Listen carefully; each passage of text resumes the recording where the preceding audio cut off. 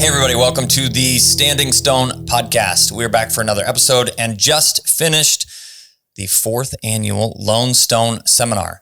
We're going to do a recap kind of on what the seminar is about, the good, the bad, the changes, the updates on moving forward with that. But before we get started, I want to say thank you to all of our sponsors, patrons being the largest sponsor of everything Standing Stone.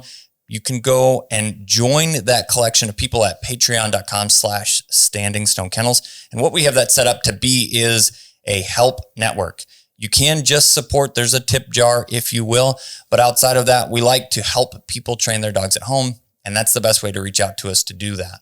Now, on top of that, there are a couple really, really good companies that we believe in. And that's why we work with them and they work with us. Eukanuba. It's the food that we feed all of our dogs, the premium performance. We also have been using DT Systems products for, going on 15 years probably or more, somewhere in that vicinity. Long time. They are good. And the fact that we've been with them that long should be a testament to the quality of a product that a pro needs. The last piece that we have to say thanks to is Kent Ammunition. It's not a huge ammo time of year. They provide really, really quality hunting line of products. And it is what every pheasant, every sharp tail, every quail, and every prairie chicken that I harvested this last fall was killed with. So Kent Ammunition, give them a chance if you're looking for ammo. We're going to move into the podcast. Now we've got Bob with us in the house. Whoop, whoop. I love it. It's always a fun time for us to get together, and this is the recap of the 4th annual LoneStone Seminar. First off, thank you for having me on the show. Thanks for everybody tuning in. Thanks for having me in your home. Every other year I get to come here. Every other year you come to my place. Absolutely. And so getting to be a part of your kids' lives, your guys' lives, got to meet your parents for the first time. So just special, man.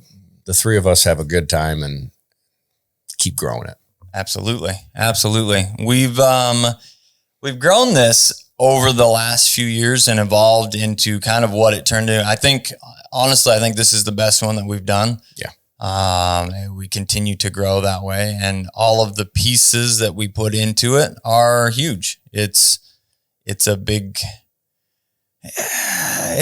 part of, it says what we do. We put our all into our dogs, our business, the online stuff that we put out for folks, and it's important. So. Yeah, and the LoneStone Seminar kind of grew out of the relationship that we had. We got a lab puppy from Bob. He's trained Thunder to do some junior hunter retriever testing and titling.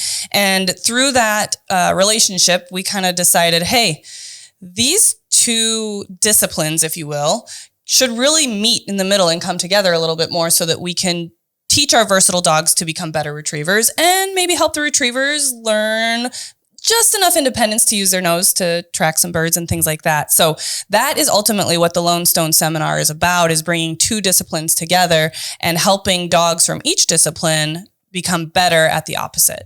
Yeah, absolutely. I think when you collectively have similarities and differences in our training approach, the people who come to this seminar get the best of both worlds, right? So we can have great discussions, great questions asked of us, and banter, and it just brings all of us up, and then therefore the people who come to the seminar come up too. So Absolutely. It's really, really cool. Absolutely. I missed out on the first seminar out in New York. I think we talked back because it was this is the 4th year. So I think I was home with baby Cater at the time, because he is actually just turning 4 now. So I wasn't able to go to that one, but every other one I've been to, I've just learned more and more about the retrieving side of things and how we can apply that to our versatile dogs to become better at retrieving in general, but doing better marking and things like that. And I think that makes this seminar very different from a lot of the seminars that are out there, because we do have the ability to have 2 pros from 2 different kennels here. Plus, to this time we had Jess and Charles, and I was there as well. So we had a lot more pros there to help answer questions. But it makes it different than what a lot of seminars out there are. As far as we know, we're the only folks that have attempted this to combine the 2 worlds together and allow retrievers and versatile dogs to learn from each other and methodologies and theories and principles to elevate both sports. Absolutely. Not only that, when you have two trainers, we talk about this all the time. The only thing dog trainers will agree on is that the other dog trainer's wrong. Actually, in our situation is we train dogs very similarly with slight nuances, and it's nice to see how we can pull something that you use with your program and apply it to the dogs in our care and our training program and vice versa, because we're all open-minded enough individuals to know that our way isn't the only way. It's not necessarily, the only way you can train a dog. So having another tool in the tool belt to pull out with a specific dog that needs something different than we've had in the past is really valuable as well. Yeah. We got one question yesterday. We were doing woe work, and all of a sudden the lab guy pops in and goes, "You guys do collar conditioning different. Can you describe it?" And I'm like, "I don't think we do it that different."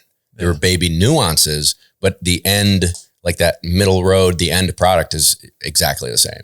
And people think like everything is so different and, your way, my way, blah, blah, blah, blah, blah. But realistically, training the dogs is very, very similar. Well, that goes for anybody that's successful in the space. Yeah. If you are good at training dogs kind of only learn, I don't want to say learn one way, but they all learn about the same way. And there are some, I'm not going to say it because we're going to get into a habit. We're all going to say nuance like 9,000 times in this podcast. But it's such a good word, though. It is a good word. It was my word first. Okay. But we, the minor differences between what we're doing, the nuances, are based on experiences and individual dogs, and having those pieces allow you to be able to best help each dog individually. Yeah. Because though there is a general path that we take with things, they don't all walk in the exact same footsteps. They kind of weave around the lines a little bit, and you need to be able to modify things in order to be able to help them. Yeah. Another thing that's kind of cool too, that just popped in my head, speaking of differences and things like that from all of us, is, we ran into a couple scenarios where a certain dog was struggling on X, and it's something that both, like, it's not just pointing a bird, right? Now I've done some, but that's if they had a problem with pointing birds, I'm not chipping in. Right. You know what I'm saying? So it's something that we both have strengths in. And it's like, I'm pulling my Rolodex of the hundreds and hundreds that I've trained. Like, man, I've seen this before. And I know that we can get through this. This is how I would approach it. I would try this. Then I'm going to weave over here and try that. And then something's going to stick, and we're going to make some progress here from my Rolodex. And then you guys have your Rolodex of similar personality dogs, similar styles. So, all right, hey, we tried this. We did this. If we did this today, what's that going to be tomorrow? And so I think that's also a huge benefit of bringing us all together, is my Rolodex plus your Rolodex plus your Rolodex. It's 3 heads are better than one. Definitely. And a lot of times we do have to sit there and analyze the situation, even now after training dogs for as many years collectively as we all have, and look at the situation and be like, how are we going to best set this up for the dog to be successful? What are we going to try next? Yep. Because it's not always black and white. It's not, well, we've done this a million times. This is how it goes. No, dogs are dogs. They throw new things at you that, we talk about these type of seminars and events really rejuvenate us because they're exciting and they're fun. And we all got into this to help dogs and help people with their dogs. So it's very rejuvenating, but also very exhausting at the end of the day, because mentally we're all tanked because we're like, we have been problem solving all weekend long. Yeah, absolutely. And it was at the tail end of yesterday that we're kind of trying to work through this last, I don't want to say little thing, but it's a fairly big thing that needs to be worked through, but we're working through it. And everybody, you were actively working with a dog, and the rest of us are all sitting there, and people are asking questions, and we're like, I don't know. we're all sitting and thinking, we're all racking our brains. Yeah. And so then it's like, well, it would benefit people. So we all started thinking out loud. Yeah. Okay. So, well, this is going on and this is going on. Okay. well, sometimes this can be part of that. But what I want to do here before we get too deep into the woods is next year, we are going to do another LoneStone Seminar. It will be the 5th. And if Angelo makes it, we'll get him a shirt. Yeah, baby. He was teasing, where's my shirt? I've been to all of them. The event will be in New York this year. In New York. It's north of Syracuse at the Lone Duck headquarters. Lone Duck Chateau.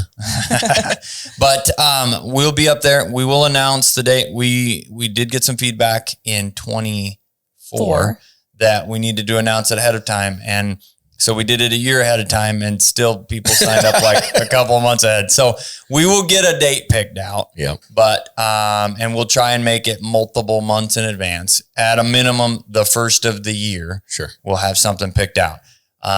Be looking for that. It will be in newsletters and announced on podcasts and announced on social media. We will, all the places you can find us, Instagram, Facebook.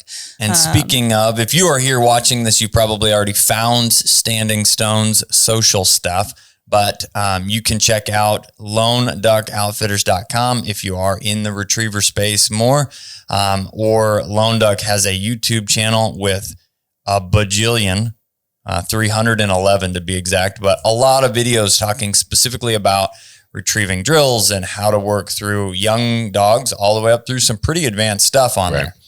And then last, if you're Instagrammers, and I didn't pull up Facebook, but Facebook as well, at Lone Duck. So check out the stuff there, either between our social space or Bob's. You can find when it is. We'll try and announce it as best as we can, but it does fill up quickly because of the fact that we don't take very many dogs, so that every dog gets a ton of time. Oh yeah. Those dogs today have to be gassed. Well, at the end of the day, like these people are like, I've never seen my dog just jump in their kennel and lay down and go to sleep. You know, they did a lot through the weekend. Yeah. They're mentally taxed too. They learned a lot. Yeah. Typically time frame, so you can get a general idea. The ones out here in Kansas are in May, a little earlier because we warm up a little bit faster than they do out in New York. And then it's usually June time frame when we're out there. So probably sometime in June when our schedules align. And here is a fun picture. If you are following on a video side of things, we've got the whole group here together. We didn't get dogs in there. We kind of thought about that'd be a good idea after the fact, but here is the group picture from this year's seminar. One of the cool things about this group that you're seeing, there were, out of all of them, a few newbies, a lot of second timers, a third timer, and then Angelo with the win on the 5th time. Except it was only or fourth, right? Yeah, exactly. Yeah, exactly. He got us all confused. He's like, "This is the 5th annual." I'm like, "Is it?"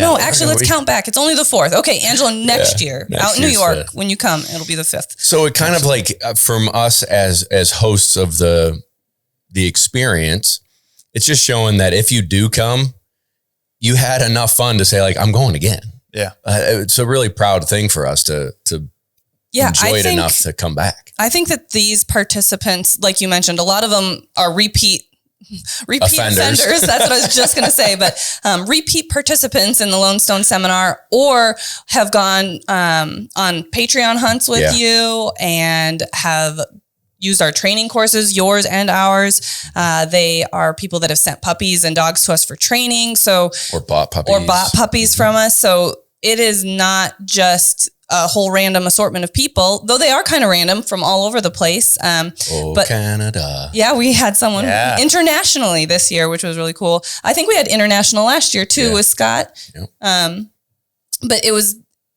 everyone there. It becomes kind of a family situation, but also so cool to see what happened last year and the improvement that happened this year with those dogs and those handlers, and even 3 years in the running. So really cool to see the improvement with those dogs, those handlers, and seeing, hey, what they learned at the seminar last year, they've been applying and improving on for their dogs this year. Absolutely. So you've got an idea kind of what to expect if you are interested. And then we want to get into some of the nitty gritty, the fun stuff that we work through. But it is a Friday get together.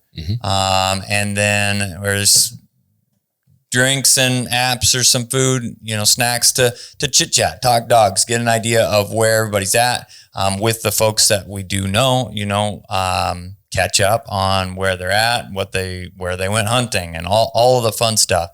And then we hammer out one of the largest dog training days that you probably will ever attend on Saturday. Yeah. It starts at 7 and pretty much ends at 7 or when we run out of light. It's not quite that long, but it is a full day of dog training. And a dinner to follow. So this year we kind of had a cool new thing that we were able to utilize, dining company that's just down the road. And then in years past, we've cooked food. Nobody's died.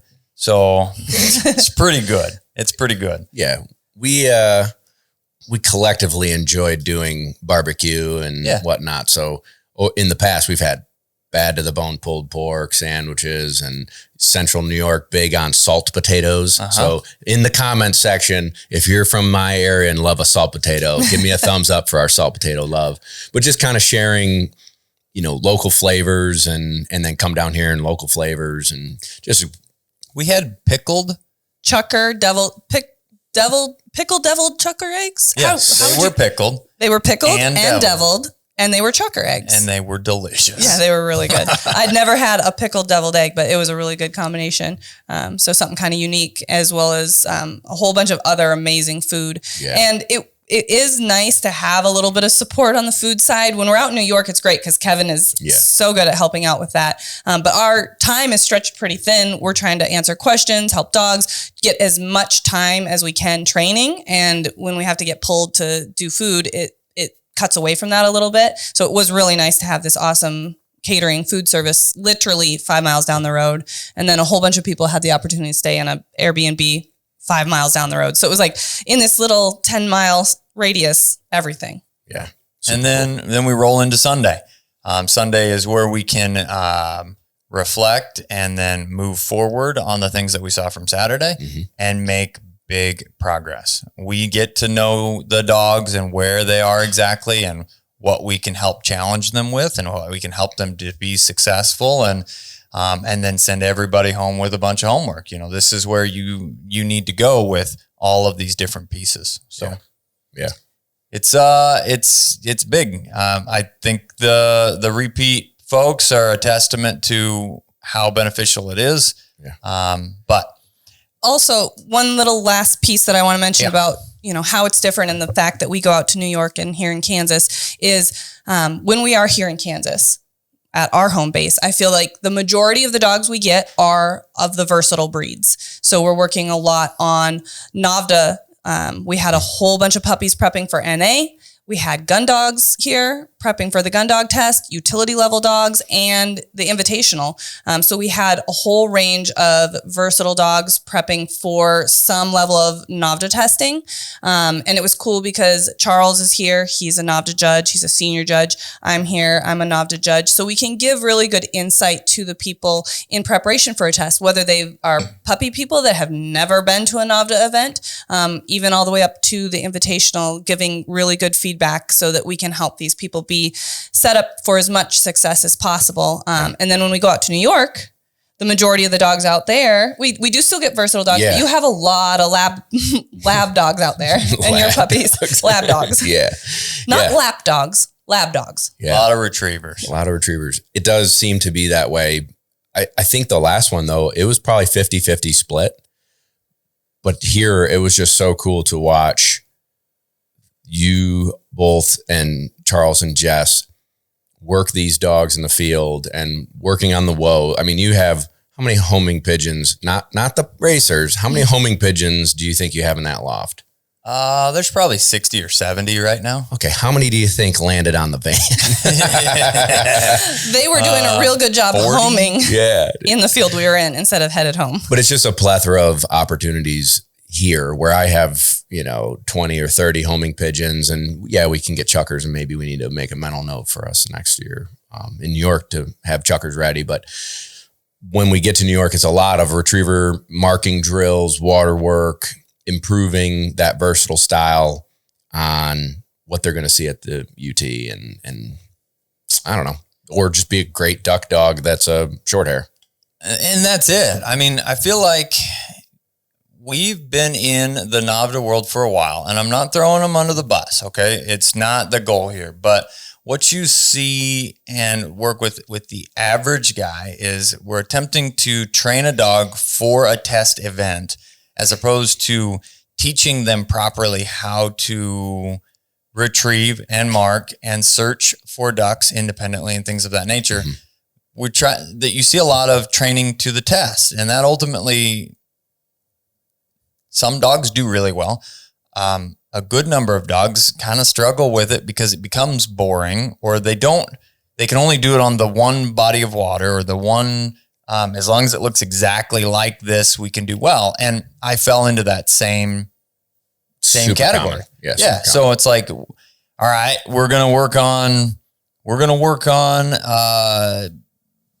learning to run to a pole today to pick up bumpers, and we're going to do it 40 times, and the dog's going to hate it. And then we just say, short hairs don't like to retrieve.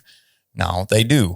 And if you set pieces up appropriately and apply, though they are not exactly the same, but you apply, here are some really good drills to help the dogs get better at marking, and then build confidence in running to, pattern type setups. Yeah. They build confidence in that retrieving game that does transfer into the field. Yeah. Prime example of this. Okay. So here's story time. I've got Thunder, right? He came out and worked with you. Yeah. He just got a junior hunter retriever, which in the retriever world isn't a huge accomplishment, but it's an accomplishment. Yeah. If you got a retriever and you're going to run them through and you're doing it all yourself, it's fantastic. It's the same thing with junior hunter and pointing dogs. But he went and did that as a short hair, and in order to get there, had to learn how to mark, and he likes it a lot. Yeah, he does. And fast forward, I'm running him in his master hunter test. Okay. We make a loop through this little bird field. He locks up on point. Quail gets hit kinda, and it does this little sail up the hill thing. And I'm talking, if it was 80 yards, it was 100, sure. It was out there. And the gunner looks at me like, man, I'm sorry. I thought I could kill it closer and whatever.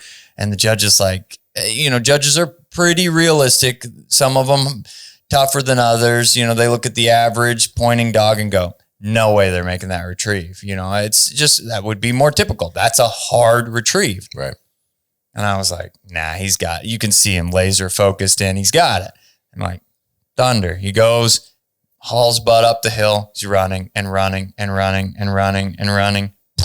Steps on it. Yeah. Front foots it, right? Picks it up, runs back to me. You get a standing ovation from the gallery. Like, no way would we have thought this is possible. But the fact that he just did retriever drills, and granted, every dog is a little different. He likes to work and he liked to learn it, but even applying a little bit of that makes them so much better at marking those retrieves that could be really difficult. Yes. Yeah. I had the same experience doing UT years and years ago with Huey.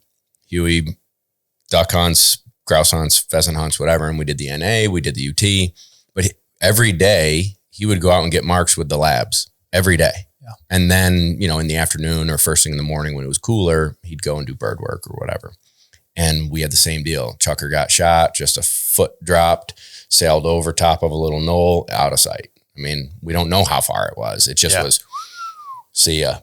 And they're all same deal. They're, how at the end of the test, they're like, you've hit your time limit. Like, let's go this way to try and not have. We don't want you to get in any trouble. You're doing good. Oh, well, of course, Huey goes on point, and of course we get that one chance that he's going to screw up. And he did really well the same. Just whoop, whoop, back with the bird, and they were impressed. And it's like, to me, it wasn't that impressive because I've seen him do it every day of his career of building, distance and strength and marking ability instead of just running around a field trying to mark it. Yeah, he's pretty laser focused. And I think we saw that this weekend too at the seminar. It's like one of the dogs is one of your puppies going for the NA. All he had ever done was throw from the hip, meaning, a bumper from your hip, right? I went out there that sucker could mark. Yeah. I mean, she was good. And we got out to probably 80, 90 yards. Well, in the look in his eyes, he's like, there's no way she's going to pick this up. Yeah. And then she just hauls butt out there and does it, you know, and it's like, we've got to challenge him. Yeah, exactly. If you're not challenging them, you're just exercising them. That was a big thing this weekend. And they can get bored with the same old mundane stuff. They're like, oh, we do this same retrieve in the backyard all day long. And it's fun until it's not fun anymore. And then they need a challenge. Yeah.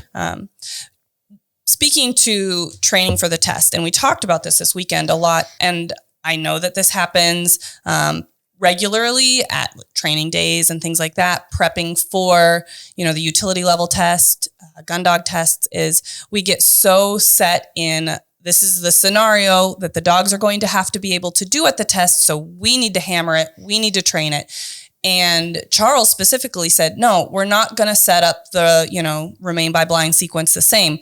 We're going to shoot more than they're going to do at the test. Mm-hmm. We're going to come back and we're not just going to have our distraction gunner shoot, you know, the one time. We're going to have them shoot multiple times. We're going to make it more challenging for the dog, as well as then those dogs don't get into, they memorize the pattern. They get very pattern oriented and they're like waiting for the shot, and then they should be coming back, you know. Oh, they're not coming back. Well, I'm going to go look for them. Well, no, you need to stay there until, you know, the handler comes back to you. So it helps the dogs become more patient, not anticipate, oh, now I know what's happening, because we're keeping them guessing a little bit. Same with, we're only going to plant 3 birds in the field and they're going to be kind of in the exact same places that we plant all the time. Dogs get really good at that. Yeah.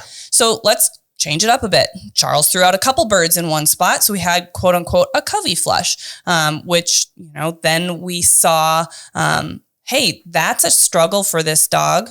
And we're going to help them in the future set the situation up again. It allowed us to see a hole in our training and go, we'll fix that. We'll work on that.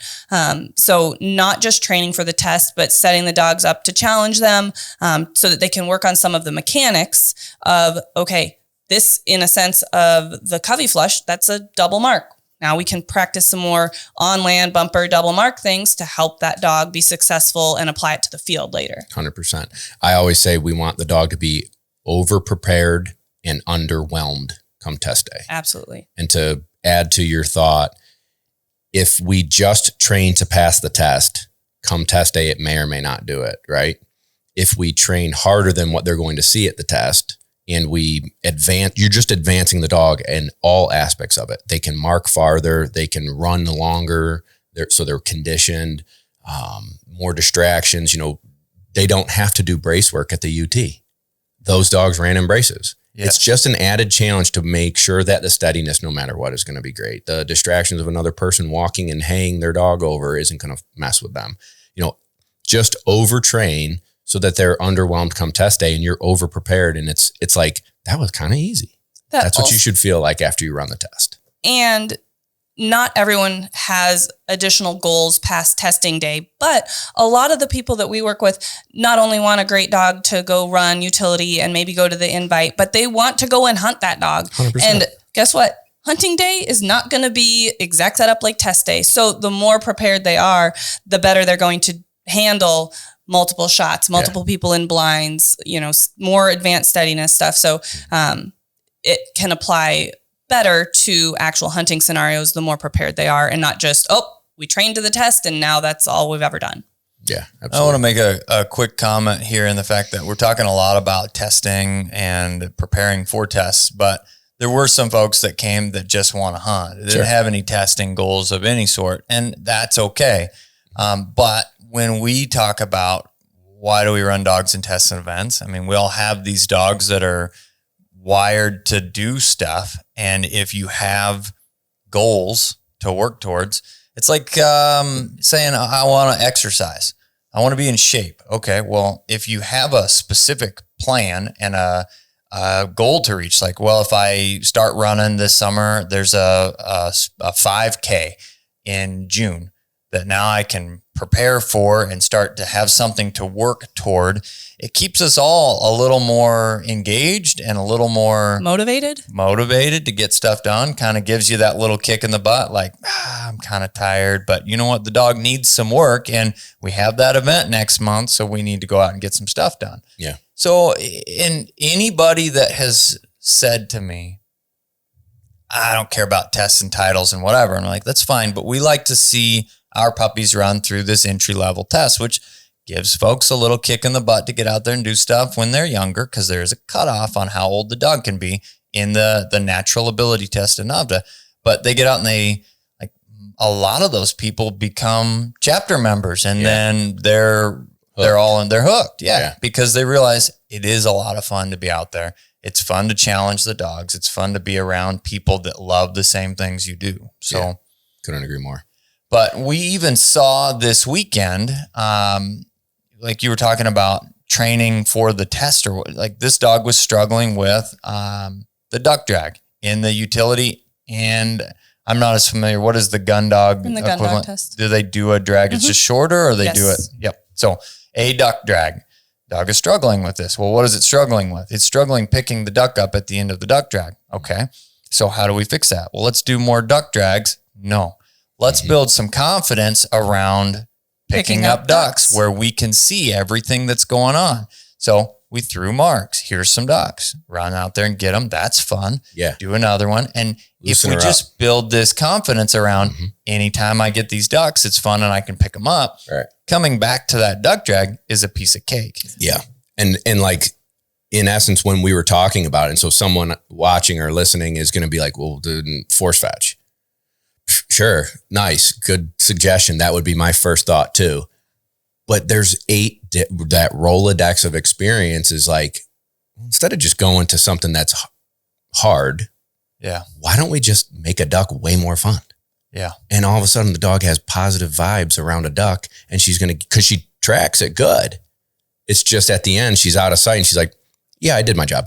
I found the duck. Yeah, this duck's a little smelly. It's whatever. Make some excuses. Make excuses, right?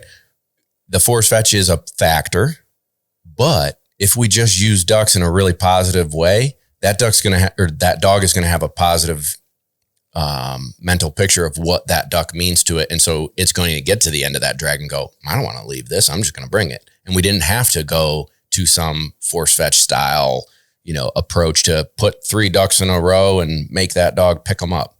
No, let's have fun with ducks. So we threw that dog a boatload of marks.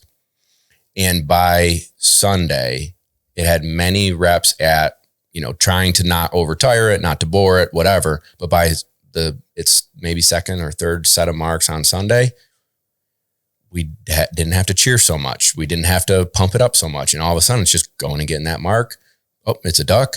All right. Bam, got it. And then you're cheering. I saw big improvements. So that's just another Rolodex idea of think outside of the box. How can we get this dog to be successful without making it?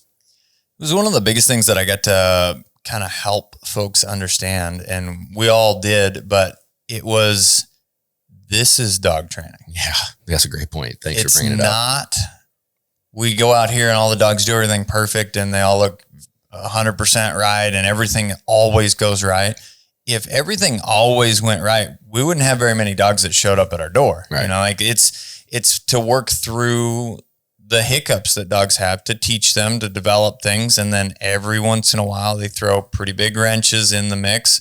But when as pros, we develop things, there are less hiccups. We're working with them. The timing is right. The advancement is right. We don't hang out too long at something. We don't try and move too fast on average. It happens less than if you're new to the game. And I think that for most folks, they don't move. It's pretty extremes. They either don't move fast enough, and the dogs get stale in this kind of boring, simple zone, or they try and move too fast. Like, hey, here's a bird. Great. We're going to go kill him over you now. Yeah. Wait a second. There's a couple steps in between that. Yeah. So, but being able to evaluate dogs with people, having the additional pros, it's not just everybody in the gallery sitting watching one person's method or whatever.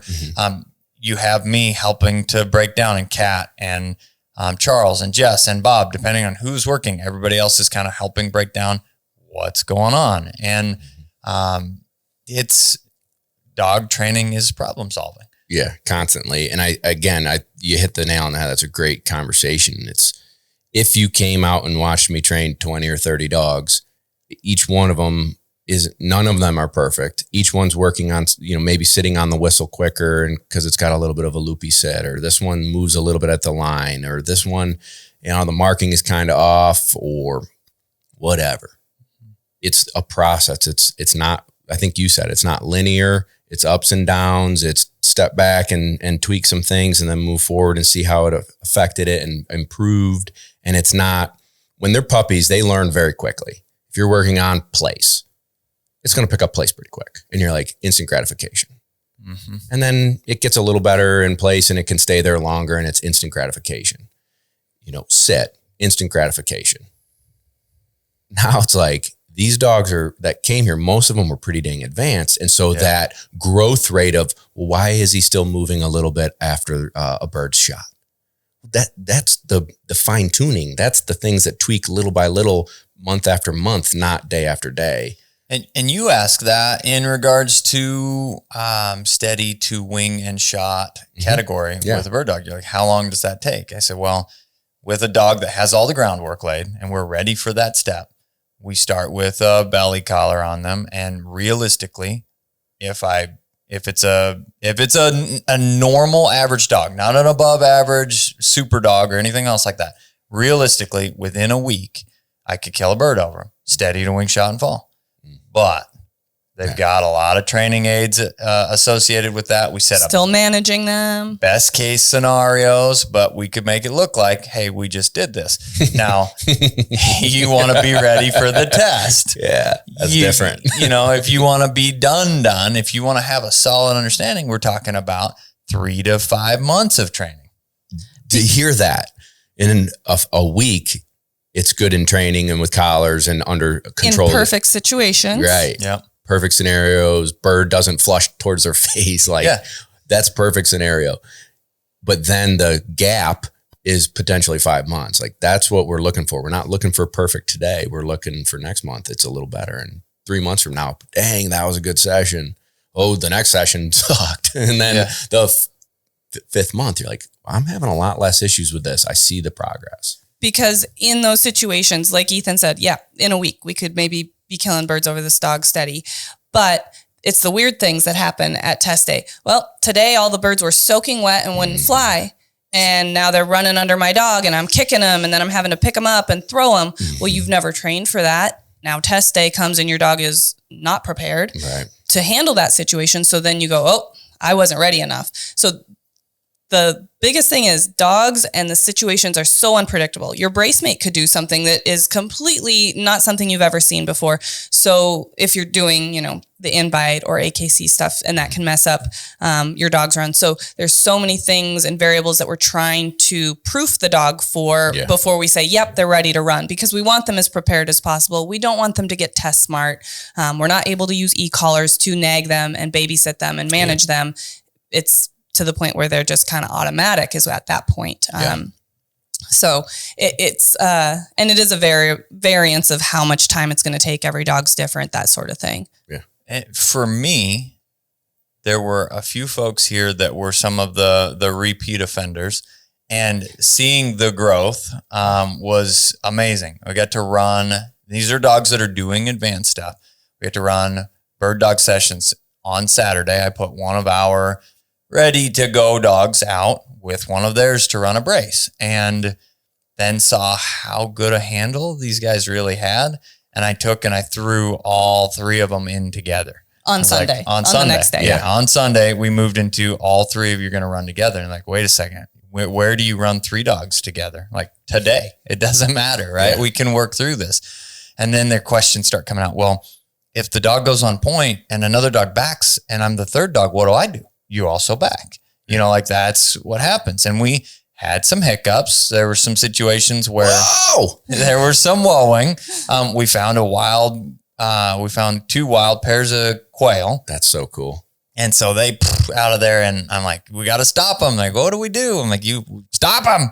Yeah. So we worked through those things. But the fact that 3 amateurs who have done a majority of their training themselves are out there handling these dogs, and we get done and they're like, wow, that really sucked. I'm like, no, that was awesome. That was really awesome. Yeah. The fact that that was an incredibly difficult day of training. Yeah.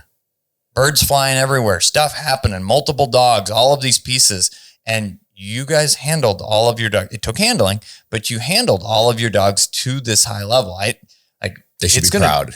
They should be proud. And it's going to take me a while to come down from the high of watching, like, this is awesome. Yeah. And I said, this is the equivalent of me running with Jess and Charles or Kat or whatever, 3 of us handling 3 green steady, where they are steady wing shot and fall. They can handle those perfect setups, but let's add some chaos and see how it goes. And this is what it would look like. Yeah. And the fact that you guys are handling and doing it all on your own. I'm not pushing buttons and you're watching me work your dog. You're doing it. And it was very cool. What an experience for them.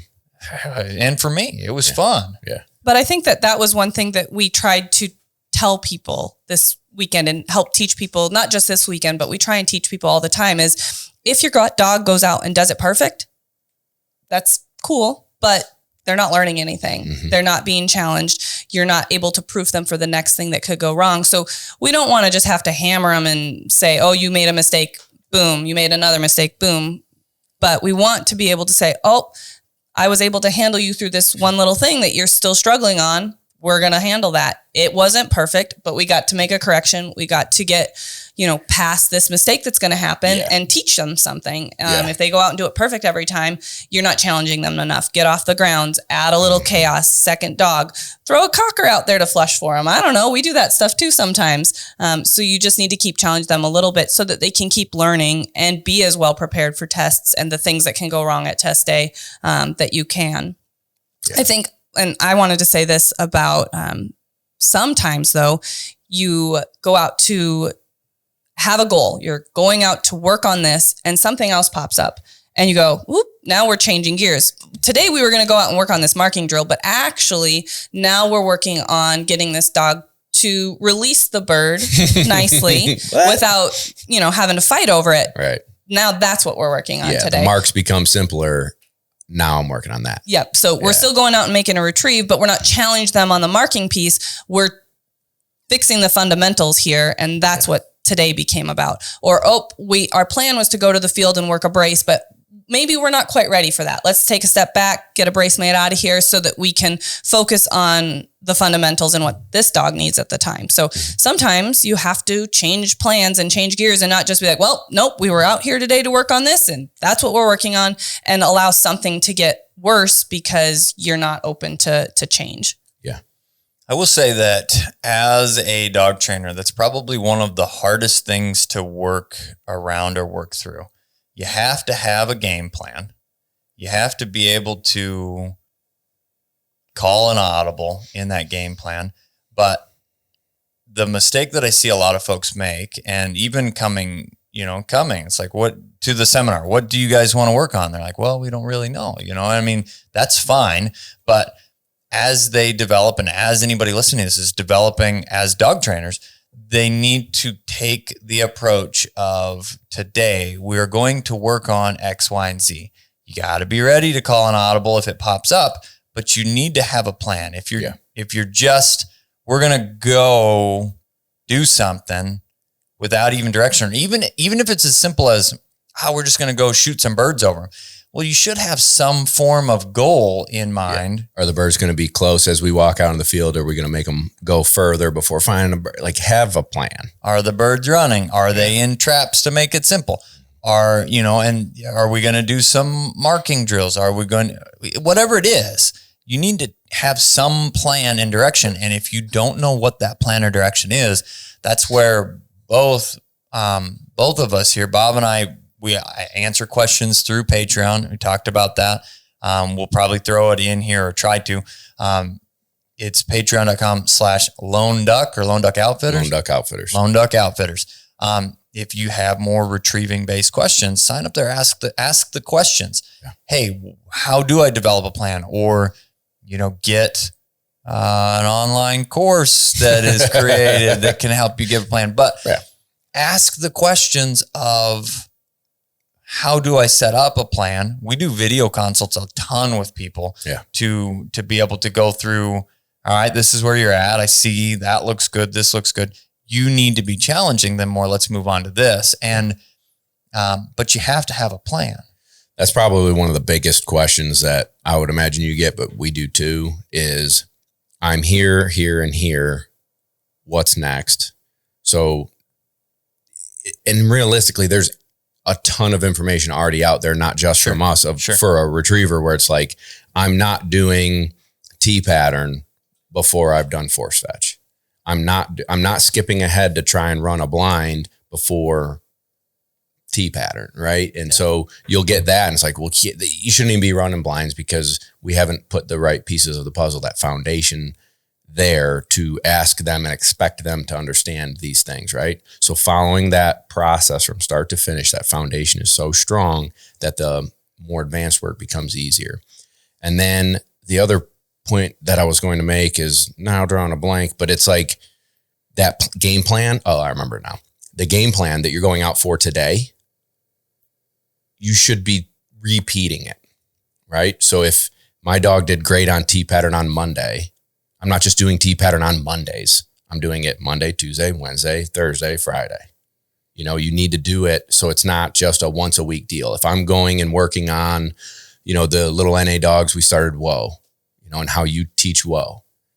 You can't just do it once a week or every other week and expect it to like stick and become better. It's like, we started this process, or force fetch, right? We started this process. It's not just a once a week thing we do. So as you have your plan, you go, okay, I've got a good game plan, but now I've got to stick to it in order to be at the end of the game plan to have it be solid. Either that, or it's going to take a lot longer. Oh yeah. So, or you're going to be frustrated. Like, boy, he did great last Monday, but this Monday it didn't do. It took him a while to remember what we accomplished last Monday, instead of building that momentum moving forward and being like, well, I worked on it yesterday, making progress today. And there is truth to giving dogs breaks and letting them think and percolate on it. Mm-hmm. Especially if it was a more stressful training session. Mm-hmm. Stress is great for growth, but we can't be stressed. It's a requirement of growth. Yes. But you can't be stressed all day, every day, and not expect to have some breakdown at some point. So have a stressful situation, a stressful training session, and say, tomorrow's a day off, and then we're going to come back to it. And a lot of times that break, a day or two of break, gives that dog enough time to recover from the stress, and then they do way better the next time. Yeah. But it's not taking weeks and You're weeks not off. taking a month off from force fetch to...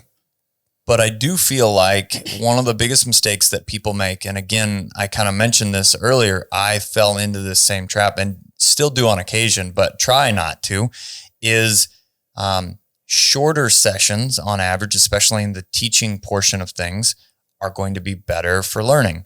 I feel as a dad, I've learned a lot more about how little brains work. And we have to think about the dogs that we are helping as having at maximum, usually the mental capacity of a 3-year-old child.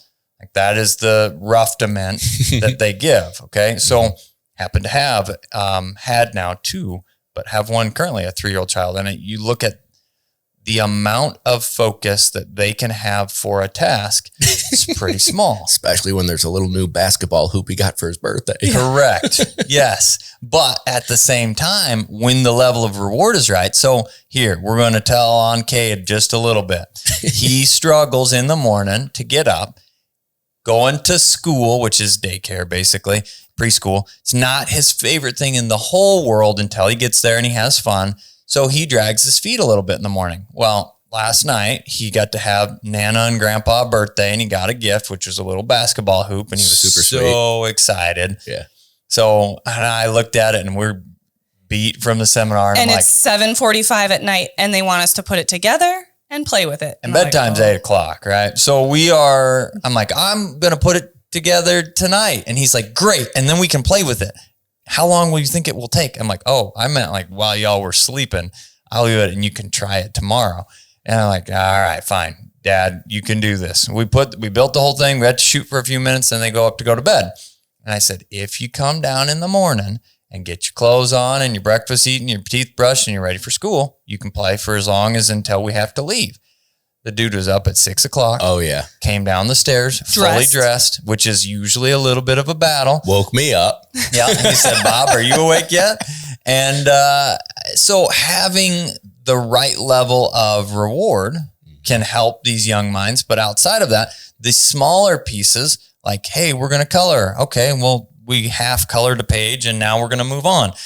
We don't have to finish things in single sessions. We can do little pieces and then come back to that same page and come back to that same. And then a few days later, it's done. And we didn't also make coloring suck. Great point. That's a nice analogy. Well, that was wonderful. You really brought it home. So that's something that I see. When we initially tried to do retrieving drills with our pointers, I was like, they all hate this. And it was because of the ignorance in my part. Like, we don't throw 40 marks for one dog in one session in a row. Right. You throw a handful. I don't know that I've ever seen you throw more than like 5 for a dog. In advanced stuff maybe moves on to it. But no, you're right. 4 or 5 marks, you go sit in the truck. You may come back out for another session that day, but you're gonna get small digestible pieces that don't burn you out, and you end up in a zone of saying, man, this sucks. And then those dogs come back out of the trailer ready to go. They're excited because they weren't done. They weren't done when you were done. But the piece that comes up that I get a little pushback or a question from folks on is, well, I only have Wednesday afternoons to train. Sure. So I try to get the most out of it. So we spend 3 hours working on retrieving with my one dog and my one setup. And like, even if they said an hour or a half an hour, I'd be like, it's too much. Yeah. And what you end up with is a zone of, it would be the equivalent, so that it hits home for folks. It'd be the equivalent of me saying, no, Cade, you will finish this picture. Yeah. And he's like, but Dad, I'm done coloring. And you go, no, color it until it is done. And then he's like, but Dad, I don't want to color anymore. And you go, you're going to finish this. Oh, and do it right. Yeah. Within the lines. And then he sits there and goes, it's like, I'm done. Next time you ask him, hey, bud, do you want to go color? He's like, no, that sucked. Yeah. So if we take that kind of mindset to how can we do it and understand that it's okay to go out, get everything set up, throw 3 to 5 marks for your puppy, go, nice job, and then go get an ice cream cone. You know, like that was a great training session. And this is the power of finding people to come train with you. People that have dogs, joining a club, joining a situation where you can throw the 3 marks, you can do the little loop and run and point 2 or 3 birds, and then they can sit. You can help the other folks train their dogs. And then 2 or 3 hours later, because you only get 1 day a week, I see dog is rested now. You could go back out, try a slightly different setup, not the same thing. And then you can get more out of that single day without hammering home. You've got to do all of these things in 1 day. Yeah. I think we managed that really well. And that was a compliment that we got, was each dog got a ton, but the way we managed their time allowed the dog a break, cool down, rest. And that way, when the door opened, it was ready again, versus open the door and it's like, I'm still gassed. Yeah, or go directly from the field now and go pick up marks. No, you're not ready for that. Yeah. You're hot. Exactly.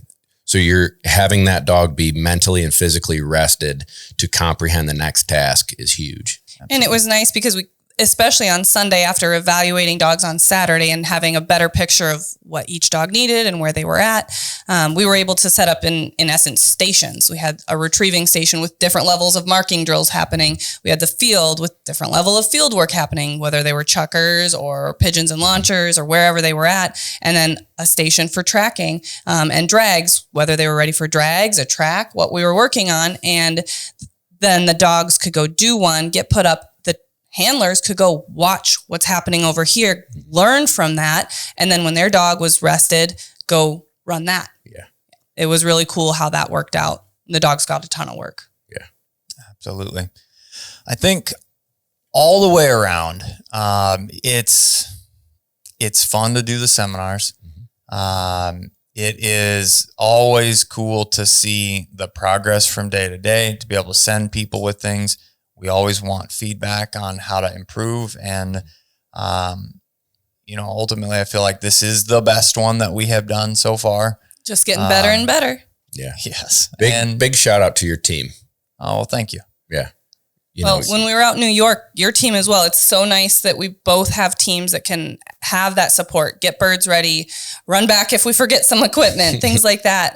It's just really nice to have that additional support because it makes the day flow so much more smoothly, efficiently. Yeah. We've both been lucky to have that. Yeah. Anything else from this weekend that really stands out? I think we were talking before about how, we all get re-energized from something like this. We love helping people. We love helping the dogs. We love seeing the progress. And it's challenging for us, and being challenged makes the job interesting and fun. 100%. But I think that it also rejuvenates the people. They've got their dog and they kind of get sometimes stale in their training. And then they're like, oh, wow, these were cool ways to do things to meet my goals. And I did have these goals to run gun dog or these goals to run utility, but you know what? I think my dog is ready for this first. Or, I've still got this work to do and I'm going to prep before I go and run another test. And it just rejuvenates them. I'm sure they're all exhausted, dogs, people, all that today as well. But it's like that rewarding exhaustion. Yeah. I think my addition would be, spending time with great people always makes you feel good.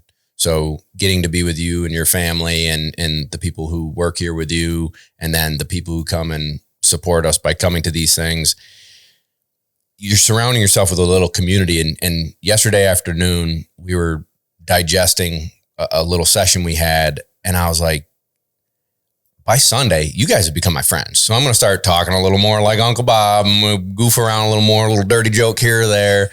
And it feels awesome to have like a little community, I'm not up there like stiff. Yeah. And I'm just being myself around a new group of friends. And 48 hours ago, I'd never met them. So it's getting into a training group. Don't be intimidated by it. Put yourself out there. And that pretty soon, after 2 or 3 training sessions with that little group, they're going to be like your buds, and you're going to spend time with each other and talk about family and talk about a hard day at work and talk about how your dog just turned around and ate his turd and, little things like that where it happens, folks. Just camaraderie around what we do is an amazing feeling, and everybody needs community. So we have been lucky to build that with us, and then to share it with people and have them become a part of our community is really neat. Yeah, because those are the people that you go out and you train with, and they're going to be there and go, I struggled too. Mm-hmm. And then when your dog rocks it, they're going to be your biggest cheerleaders. That's going to make it just that much more, wow, we did this, because you have your whole team and your whole community there cheering you on, and we're rooting for you and hoping you were going to get, that UT prize one or whatever you'd been working for. Yeah. I like it. I think, folks, we're going to wrap it up with that. It's always a pleasure to have everyone here for events. It's also, we appreciate everybody listening to the show. Again, as a brief recap, next year we will do a LoneStone Seminar in New York. You need to be looking for signups. It'll come in all forms of social and media, if you will. We will talk about it on lives and things when we get it announced. We'll try and set a date of no later than the first of the year, maybe a little sooner if we can mesh calendars. And then other than that, we're going to Argentina. We are. Yes, we are. In like a month. All right. So we got to tell the story. All right. Yeah. Stay with us. We're not ending. Yes. This is fun. We'll make it quick. We're sitting at Seawee, the quail banquet last year. Yes. And we're at the table, and every year we go to these banquets, somebody puts a dove hunt in. It's all the time. It's there. And I've wanted to go shoot doves in Argentina. And it always falls in a category of too much. And it's like, really? Do we really have? Well, this one was not going for very much. Mm-hmm. So I thought, it pops up. I don't know. Let's just say 13. And I'm like, yep. And the guy sitting next to me goes, dude, that was 13,000. I was like, oh, what did I just do? And then Bob goes, yep. And I'm like, Bob, that was $13,100. And you just bid me up. And he goes, oh, what did I do? And it was $1,300 or whatever it was. Yeah. I mean, it was more reasonable than that, but it was one of those things that he literally bids me up at the table. Also, you guys are bidding each other up. I had no idea. I should have been there to supervise you. I'm raising my hand. I'm like, this is super fun. Like, we're going to get this. I'm going to win. Yeah. And then he goes, it was 13 grand. I'm like, no. Oh, no. No more fun anymore. I have found that the way to win any auction is hold your hand up longer than anyone else. But we appreciate y'all being here. This is the Standing Stone Podcast. We will catch you in the next one.